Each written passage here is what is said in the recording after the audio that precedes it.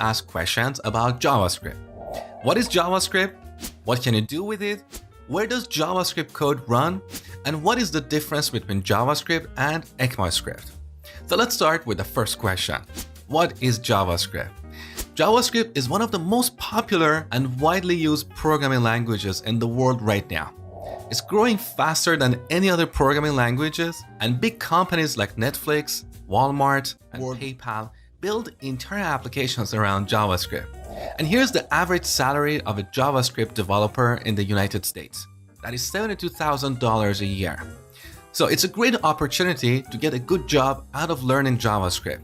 You can work as a front-end developer or a back-end developer or a full-stack developer who knows both the front-end and the back-end. Now the second question, what can you do with JavaScript? For a long time, JavaScript was only used in browsers to build interactive web pages. Some developers refer to JavaScript as a toy language, but those days are gone because of huge community support and investments by large companies like Facebook and Google. These days, you can build full-blown web or mobile apps, as well as real-time networking applications like chats and video streaming services, command line tools, or even games. Here's an example. The third question, where does JavaScript code run? JavaScript was originally designed to run only in browsers. So every browser has what we call a JavaScript engine that can execute JavaScript code. For example, the JavaScript engines in Firefox and Chrome are SpiderMonkey and V8. In 2009, a very clever engineer called Ryan Dahl took the open source JavaScript engine in Chrome and embedded it inside a C++ program. He called that program Node. So Node is a C++ program that includes Google's V8 JavaScript engine. Now with this, we can run JavaScript code outside of a browser. So we can pass our JavaScript code to Node for execution. And this means with JavaScript, we can build the backend for our web and mobile applications. So in a nutshell, JavaScript code can be run inside of a browser or in Node. Browsers and Node provide a runtime environment for our JavaScript code. And finally, the last question. What is the difference between JavaScript and ECMAScript? Well, ECMAScript is just a specification.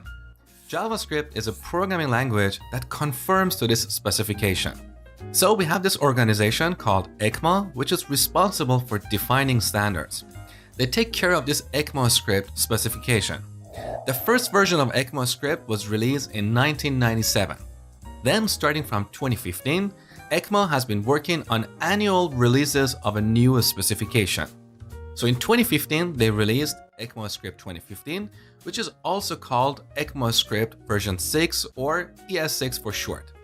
This specification defined many new features for JavaScript. All right, enough theory, let's see JavaScript in action. So every browser has a JavaScript engine, and we can easily write JavaScript code here without any additional tools. Of course, this is not how we build real-world applications, but this is just for a quick demo. So open up Chrome, right-click on an empty area, and go to Inspect. Now this opens up Chrome Developer Tools. Here, select the Console tab. This is our JavaScript console, and we can write any valid JavaScript code here. So type this, console.log, put a single quote here, and then hello world. Another single quote to terminate, close the parentheses, and add a semicolon at the end. Now, as you go through the course, you're going to understand exactly what all this means. For now, don't worry about it. So now press enter, and you can see the hello world message on the console. We can also write mathematical expressions here. For example, 2 plus 2, we get 4. Or we can do something like this. Alert, parentheses, single quote, yo. Enter, and here's an alert. In the next lecture, I'm going to talk about setting up your development environment for writing JavaScript code.